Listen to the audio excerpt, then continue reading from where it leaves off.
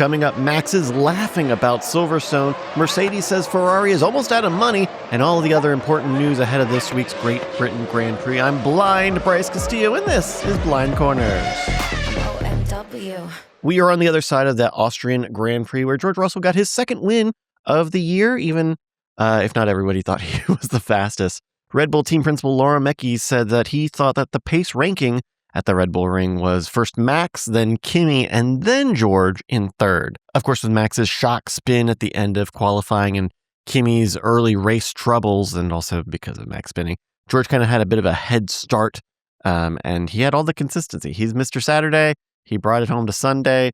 Good for George. Good for George. We've got a race. We have a title fight, maybe. Actually, can we talk about George's qualifying? So he set the pole position after he ended up lifting for Max's accident, and he still got pole by like 0.2. I, like many of you, was incredulous, I guess is a good word, while watching it live. It definitely seemed like George was pushing through a yellow flag zone. George wasn't like right behind Max. He was a good 5 or 10 seconds behind. When George went through that sector, it was only a single yellow flag, not a double yellow flag. And so it seemed obvious that like, oh no, that's the end of qualifying. Everyone behind Max is not going to be able to set a fast lap because they're either going to have to slow or really slow for double yellow flags. But when it's a single yellow flag, you don't have to lift and go as slow as a double wave flag. And then also the double yellow flags are like an automatic lap time like deletion. And so it's not a stretch to say that Kimi could have brought the fight to George. It's just kind of academic at this point. After promising an engine upgrade, Ferrari was on the back foot in Austria.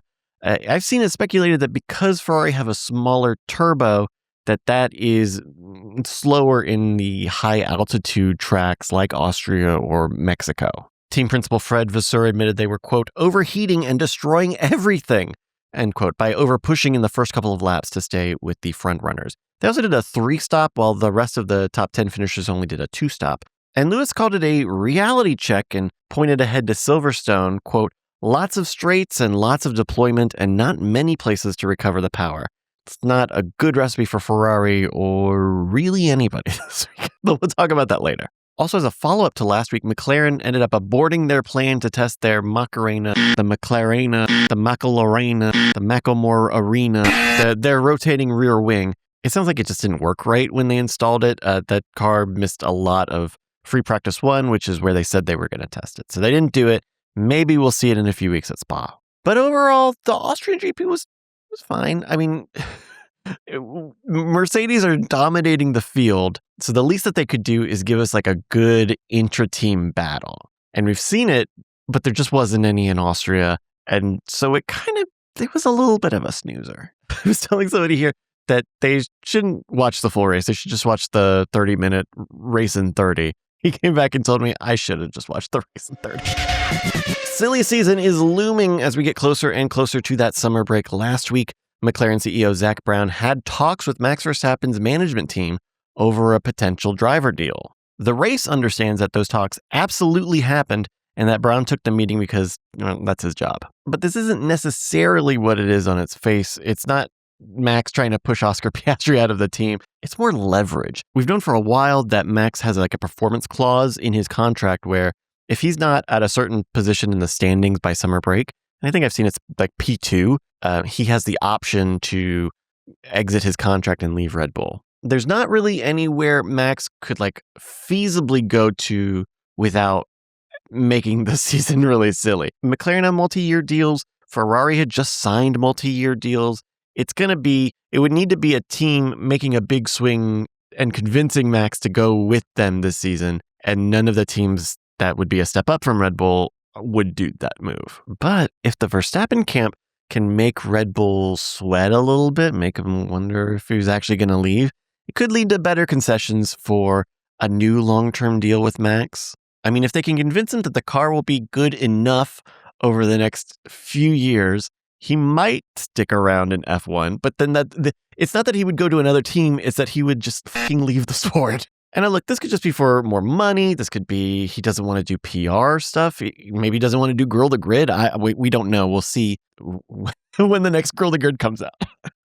And Red Bull has a lot to sweat about. They've had all sorts of personnel changes. Obviously, this season and last were not as great for Max as they could have been. And ultimately, Red Bull need to plan on what they're going to do now. Either what it looks like for Max to stay at the team long-term for, 3 or 4 years maybe, or what happens if they can't convince Max. And either way, they need to start working on that now. With the new 2026 rules and regulations, teams are scrambling to bring updates to their cars while also staying under the spending cost cap. In fact, Mercedes team principal Toto Wolff speculated that Ferrari will, quote, run out of cost cap soon because they've been throwing things at their car massively. It's rich for Mercedes to talk about this, but go off. Ferrari's Vasseur responded saying that their car and engine upgrades were timed to reduce spending later in the year, and I'm rubber and you're glue. Staying on Mercedes for another second, despite the fact that they were given an Aduo engine upgrade token for this year and next, Wolff says that they don't have an engine upgrade coming, just new power units of their existing design, which everyone's allowed to do. You have separate tokens for that. On the other side of the grid, this weekend is supposed to be the showing of a new Williams upgrade package. They have been talking over and over about how their car is overweight, which is every team's problem. But we will see what the FW48 looks like in Silverstone. They have a great driver pair. Alex Albon and Carlos Sainz are great drivers. They are very good drivers. They're like 8 out of 10, 8.5 out of 10. Very good. Very good. A B. But the longer that we're in this phase of Williams, the James Vowles phase, basically, the better of a sense of how long it takes to revamp a Formula One team. And that'll be interesting to this last wrinkle here. Aston Martin are planning a new upgrade for Hungary. That's the last race before the summer break. Designer and still team principal Adrian Newey explained how Aston Martin got to being slower than a brand new team on the grid. Similar to Williams, Newey found that Aston Martin's infrastructure, their processes, were out of date or had been patched together for a very long time. He even said that parts of the processes dated back to the old Jordan team days. So there's a lot of cruft going on. Newey also mentioned that there was little time to test out different aerodynamic concepts and that a lot of the development had to address their Honda engine vibration earlier in the year. He mentioned that the car was overweight. Again, all of the cars are overweight. But very pragmatic sort of sense of it was, well, we ran out of time and losing weight is part of spending time and efficiency developing the car. So, they were in a rush. They had all the reliability issues at the start of the season. So they had to pick a thing and go. Also, Newey was not at full speed. He had a health condition that he was dealing with in 2025. So that also kind of distracted from how much he could put into the season. Aston Martin this season, they are a perfect storm of a team. They're just not the right perfect storm. They got a new factory, new facilities, new air tunnel. They got Fernando Alonso on the team still, and it's not working. They're not finding it, and they're way behind, even more than usual, even more than they have been. And finally, Max Verstappen had a real harsh omen for the upcoming GBGP this weekend.